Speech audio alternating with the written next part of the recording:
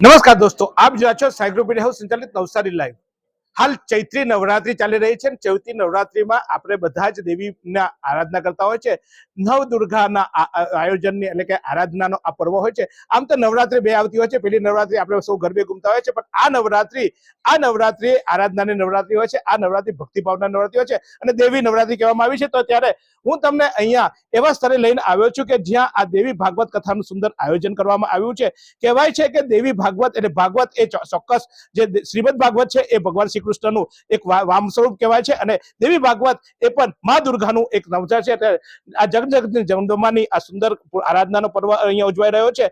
આપણે બધા આ મંદિરોમાં જઈ નથી શકતા કારણ કે અત્યારે આપણે બધા જ બીજી હોઈએ છીએ અને ચોક્કસ બીજી હોવા સાથે સાથે આપણે આમ તો નકામા કામો કરતા હોઈએ છીએ, પરંતુ ભગવાનના મંદિરે જવાનું આવે ત્યારે આપણી પાસે ટાઈમ નથી હોતો અને પાછું આપણે કરવું હોય છે આત્મકલ્યાણની વાતો બહુ કરીએ છીએ વોટ્સએપ પર એકબીજાને મેસેજ કરીને, અથવા તો એક રીતે આપણે આપણા કલ્યાણની વાતો કરીએ છીએ, પણ કલ્યાણની વાતો કરતા કરતા આપણે ચોક્કસ સારું અંદર ફેશનનો શો આવી ગયો તો જોવાઈ રહીએ અને સારી જ્વેલરી આવી ગઈ, મારી બહેનો તરત પહેલી ત્યાં ભાગવત કથા સાઈડ પર અને ચોક્કસ એક સ્ત્રોત સાઈડ પર અને પાછી આ ફેશનમાં આ નવી ડિઝાઇન આવી કરીને પોતાનું આત્મકલ્યાણ કરવાનું ભૂલી જાય છે અને વેપારીનું કલ્યાણ થઈ જાય છે। આમાં તો પણ ચોક્કસ અહીંયા તમારું કલ્યાણ કરવા માટેનો ખૂબ સુંદર અવસર અહીંયા ભાગવત સમિતિએ આપ્યો છે। દેવી ભાગવત કથાનું આયોજન કરવામાં આવ્યું છે જયશંકર પાર્ટી પ્લોટ ખાતે અને એ આયોજન છે એમાં આંતરરાષ્ટ્રીય આચાર્ય ભગવત અશ્વિનભાઈ જાની કે જેઓ સુરતથી છે અને એમની આ કથા ચાલે છે। યુટ્યુબ પર એમની આ કથા લાઈવ પણ આપ જોઈ શકો છો અને અહીંયા પણ આવી શકો છો। તો શું કરવા રાહ સારી જોઈએ? જો આ કથાનો મહિમા એવો છે કે એકવાર આપણે એક કાનમનીમાં જો મા દુર્ગાનું નામ નવદુર્ગા એટલે કે આ નવરાત્રી દરમિયાન પણ જાય અને દુર્ગા અષ્ટમીનું એક અષ્ટમ એટલે કે એક સ્તોત્ર પણ આપણે જો સાંભળીએ તો આપણા જીવનનું કલ્યાણ થતું હોય છે અને જો આ વારંવાર સાંભળીએ। જય માતાજી। આજે ચૈત્રી નવરાત્રી ના પાવન પવિત્ર દિવસોમાં ગુજરાત નવસારી શહેરના આંગણે શ્રીમદ દેવી ભાગવતનું સુંદર આયોજન કરવામાં આવ્યું છે। નવરાત્રી દરમિયાન માં જગદંબાના ગુણગાન બધાને સાંભળવાનો ગાવાનો આજે અવસર મળ્યો છે। માં જગદંબાની કૃપા છે। નવસારી લુન્સીકુઈમાં જયશંકર પાર્ટી પ્લોટમાં આ આયોજન છે। આયોજનની અંદર શ્રોતાગણ બધા માતાજીનું શ્રવણ કરી અને પોતાની જાતને પોતાના જીવનને ધન્ય કરે એ જ હેતુ છે, એ જ ભાવ છે। 3:30 થી 6:30નો સમય છે। કથા પૂરી થયા પછી મહાપ્રસાદનું પણ આયોજન કરવામાં આવ્યું છે।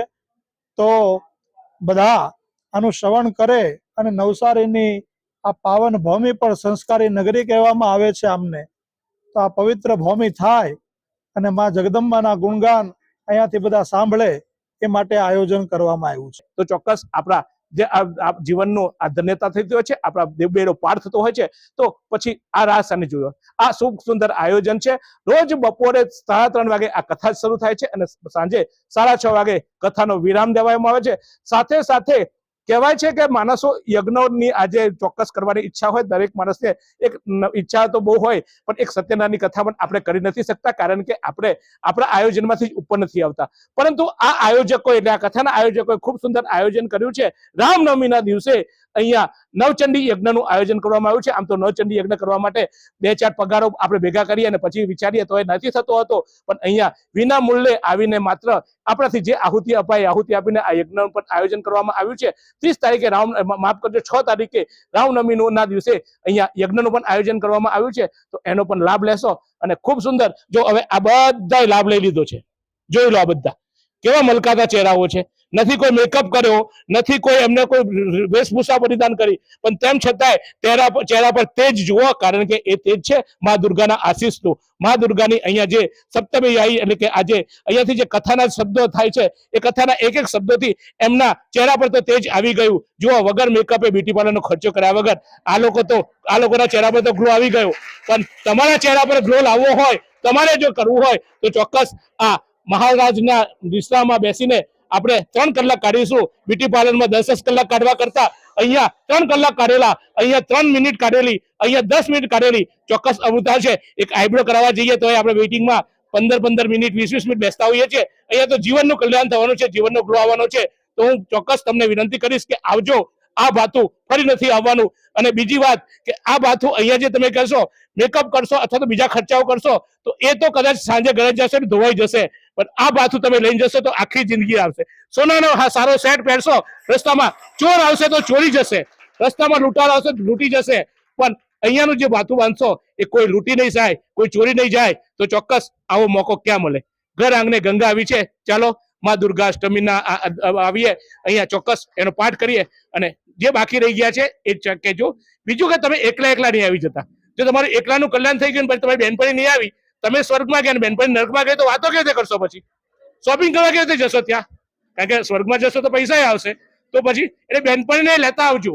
કારણ કે એકલા સ્વર્ગમાં જશો ને બેનપણી નર્કમાં હશે તો પાછું તમારે નર્કમાં જવું પડશે. એ તો સ્વર્ગમાં આવી નહીં શકે. એટલે આપણે ઉપર બેઠા હોય તો નીચે જવું પડે, એટલે એને પણ લઈને આવજો. અને ચોક્કસ આ જ રીતે નવસારીમાં આવા સત્કારમાં થતા હોય તો એનો લાભ લેવા માટે નવસારી જનતાને અપીલ કરું.